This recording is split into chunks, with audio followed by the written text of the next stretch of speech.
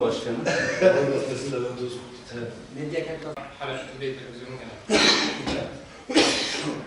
İlave 50 milletvekilinin maaşının haram olduğunu, haram olacağını ifade etmişti. Ben yani çok açık söyleyeyim. Eğer CHP Genel Başkanı bu konuda bu kadar hassas ise kendi milletvekillerine bir ayar çekse zannediyorum ki memlekete daha çok hizmet etmiş olur.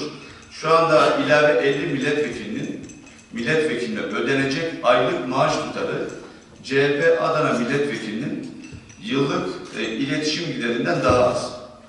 Yani Kılıçdaroğlu kendi milletvekiline tasarruflu olmasını önerse devlet çok daha fazla tasarruf etmiş olacak.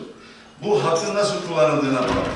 Misal milletvekillerinin bir yıl boyunca 2 maaş tutarı kadar iletişim gideri ücretsiz. Son olarak sorduğumda ne kadar diye 31.000 TL dediler.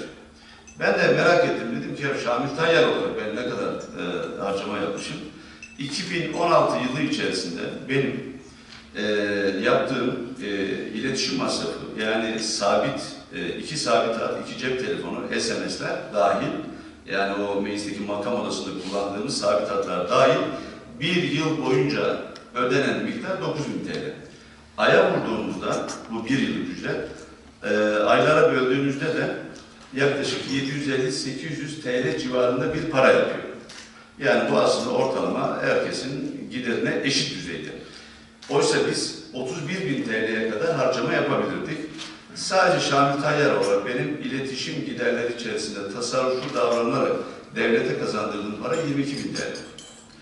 Şimdi siz milletvekillerine imkan sağlarsınız ama onu nasıl kullanacağına milletvekili kendisi karar verir. Ama birisi de kalkar 1 trilyondan fazla SMS ve telefon giderine harcama yapabilir. Cumhuriyet Halk Partisi Genel Başkanı ve CHP'li çok sayıda milletvekilinin kampanya yürütürken inanılmaz iddiaları var. Hatta yalandan da öte iddiaları var. Bazılarını bilgisizlikle ve cehaletle ifade etmek, tanımlamak mümkün ama önemli bir kısmını da cehaletle bile açıklamak mümkün değil. Çünkü orada kasıt var. Şimdi CHP'li Muharrem İnce diyor ki Yalova'da bir kağıt çıkartıyor. Diyor ki Cumhurbaşkanı'na biz o kadar çok yetki veriyoruz ki kararname yetkisiyle her şeyi yapabilir. Peki ne yapabilir? Bir beyaz kağıt çıkarıyor. Kağıdın üzerine yazıyor. Türkiye Cumhuriyeti Devleti'nin başkenti Yalova'dır. Altına Recep Tayyip Erdoğan imza. Tayyip Erdoğan isterse bir boş kağıda bunu yazar. Altını imzaladığı zaman al sana bir kararname ve devletin başkenti bile değişir. Şimdi anayasayı bilmeyenler veya konuyla ilgili olmayanlar bunu çok anlamayabilirler. Ama iyi kötü orta derece zekası olan, bilgisi olan herkes bilir ki Türkiye Cumhuriyeti Devleti'nin başkenti Ankara'dır ibaresi değiştirilmesi teklif dahi edilemeyen anayasanın ilk 4 maddesi arasındadır. Bırakın kararnameyi, anayasa değişikliğiyle bile bunu yapamazsınız. Peki yıllardır CHP'de grup başkan vekilliği yapmış birisi bunu bilmez mi? Tabii ki bilir. Ama maksat zihinleri bulandırmaktır. Veya işte Cumhurbaşkanı'na öyle bir kararname yetkisi veriliyor ki asgari ücret kaldırılacak, emekli maaşlar yarı yarıya düşürülecek gibi çok sayıda iddia var. Bunlar hiçbirisi anayasanın konusu değil. Kaldı ki bugüne kadar emeklilerin maaşlarını iyileştiren bu hükümet. Asgari ücreti 1300 TL'ye çıkaran bu hükümet.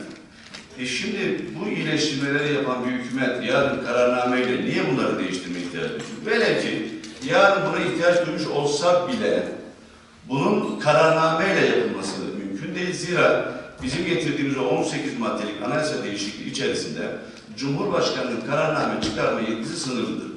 Temel hak ve hürriyetlerle alakalı, temel siyasi hak ve ödevlerle ilgili Cumhurbaşkanı'nın kararname çıkarma yetkisi yoktur. Eğer bizim elimizde Cumhurbaşkanlığı kararnamesine dair böylesine sihirli bir formül eğer olsaydı biz önce Kemal Kılıçdaroğlu'nu ve iddialı arkadaşlarını yalan makinesine bağlardık. Yalan makinesine bağlayınca o makinenin ömrü ne kadar olur bilmiyorum. Muhtemeldir ki 24 saati geçmezdi. Çünkü bunca yalan başka türlü nasıl söylenir? İnanın bunu da anlamış değilim. Herhalde ileride bu işi o kadar çok ileriye götürecekler ki doğum, yani işte ortalama doğum süresi 9 ay. İşte bunlar bir kararnameyle doğum süresini bile 6 aya, 3 aya indirirler diye yarın sağda solda konuşmaya başlarlarsa herhalde hiç kimse için sürpriz olmaz. Şimdi baktığımda ya da CHP'nin referandum kampanyasına baktığımda şeyin dışında, yani bu referanduma sunulacak metnin dışında başka konular ön plana çıktığını görüyoruz. Özellikle geçen CHP'nin dağıttığı bir bildiri vardı. Ben o bildiriye baktığımda tamamen hepsi Suriyelilerle alakalıydı. Şimdi orada da yalan yanlış çok fazlaca iddia var. Onlara da bir iki cümleyle cevap vermek isterim. Şimdi deniyor ki Suriyelilere ayda 1219 TL maaş bağlanmış. Külliyen yalan. Hiçbir Suriyeliye devletin bir maaş bağlaması asla söz konusu değil. Sadece ve sadece kampta kalan Suriyelilere ayda 100 TL kişi başına ödeme yapmaktadır. O da nakdi olarak değil, onlara dağıtılan kartlara temel ihtiyaçlarını gidermek üzere yükleme yapılmaktadır. Onlar kamptaki marketlerden alışveriş yaparlar. 35 bin civarında, yaklaşık bilemediniz 40 bin civarında kamplarda kalan Suriyeli var.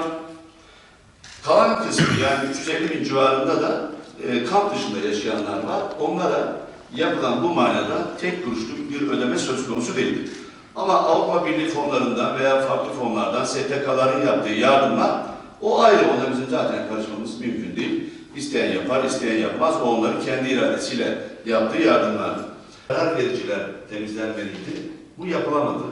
Temizlenmeyen karar vericiler, yani konumlarını koruyan karar vericiler FETÖ soruşturmalarında rol aldılar ve işi sulandırdılar.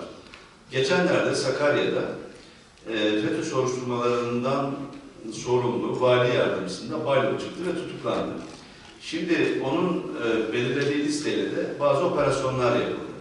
Dolayısıyla haklı olarak da bu operasyonda gözaltına alınanlar da diyor ki bu listeyi hazırlayan FETÖ'cüydü. Burada bir mağduriyet var. Birçok ilimizde böyle sıkıntılar yaşandı. Yani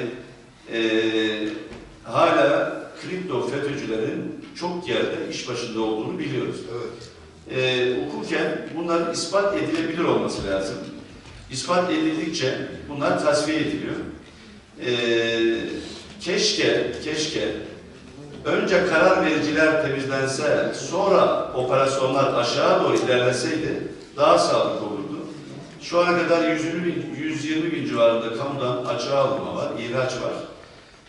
Bir 40 bin civarında da tutuklama var.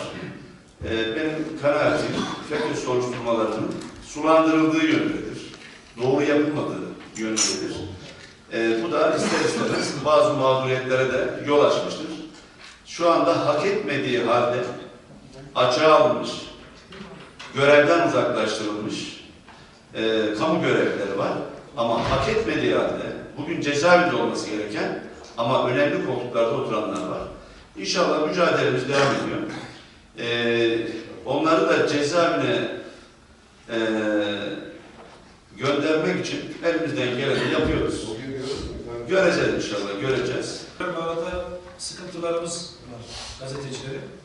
Bunlarla ilgili mesela gazeteci dostlarımızın bayi satışlarındaki KDV oranları %1, reklamlarda %18 gibi bir oran bulunmakta. Bu iyileştirilebilir. KDV oranı %1. Satışta %1, reklamda %18. Bu iyileştirilebilir.